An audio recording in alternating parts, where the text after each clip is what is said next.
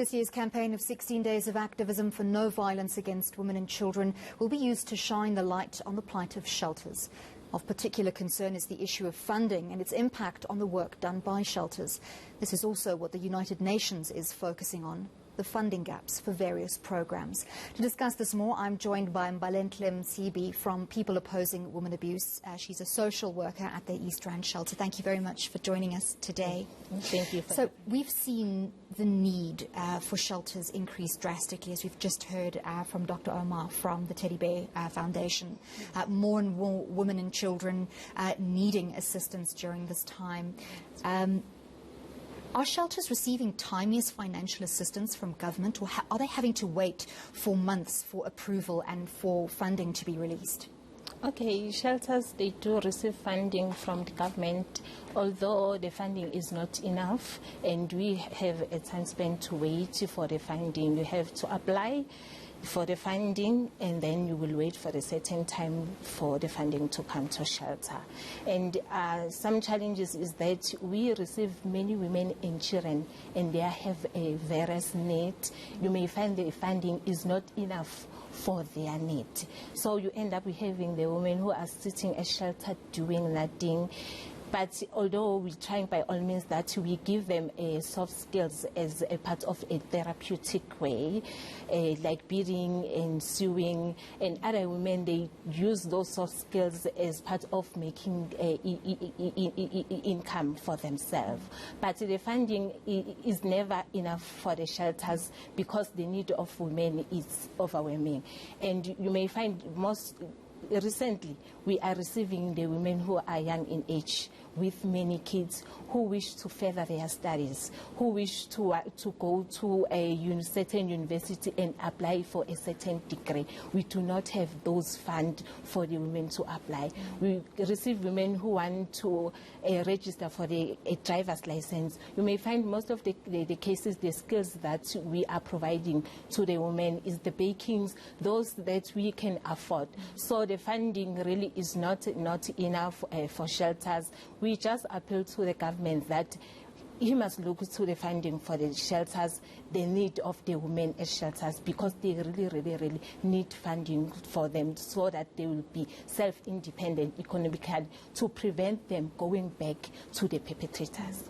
So the National Strategic Plan for Gender-Based Violence, does that make provision for additional funding programs?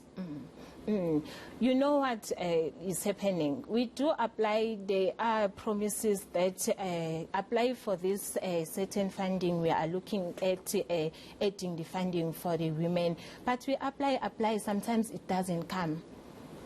The women are staying at shelter doing nothing. We apply, sometimes it comes after so many years of waiting.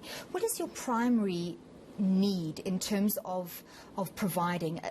I understand a shelter is firstly a safe haven. It's a place for women and children to go away from their abuser. But as you say, you have so many more extended programs trying to provide women with access to work, access to learning, access to independence to be able to care for their children. If you had to isolate what you needed funding for the most urgently, would it be to support women in the criminal proceedings, or to try and start a new life, or counseling?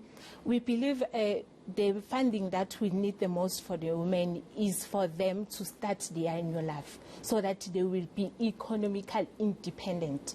They don't depend on the perpetrators. If maybe we have the government will link us with the certain university and certain colleges so that they go, they enroll, they study for whatever a career they want to take. Then after that, you will know, after she finishes her degree, after she finishes whatever course she was doing, she will be able to look for a job.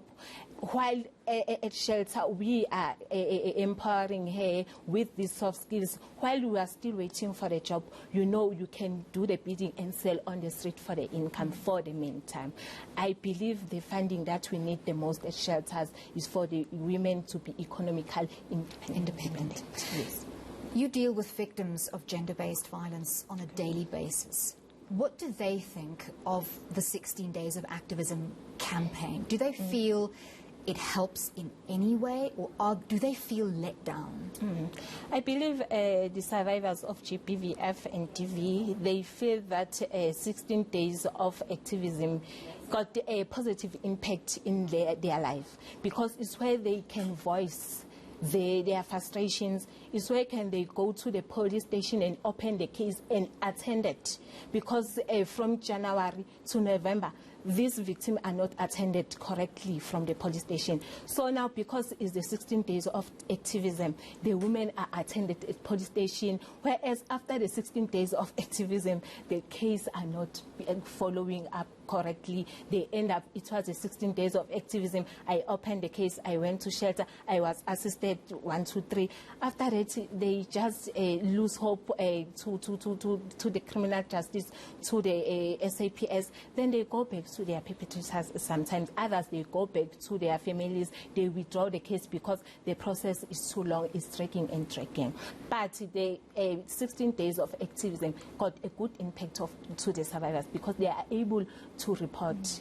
So perhaps where we should challenge ourselves next is to ensure that after the campaign ends, after 16 days, we do not lose our focus. We commit to maintaining that focus and to make sure that victims don't have to return to their perpetrators. As people opposing women abuse, every day is the 16 days of activism in our organization from January to December. We make sure that we promote and protect the women and children who experience gender-based violence and domestic violence. So I believe the women or the survivor of GBV, they mustn't wait for the 16 days of activism. There is organizations like us who are always willing, who are always there for them to help in times of need. Well, thank you very much. The onus is on us as the South African public to continue our support for these incredible organizations after the campaign is finished. That was Mbalentle Msibi from People Opposing Women Abuse. She's a social worker at the East Rand shelter.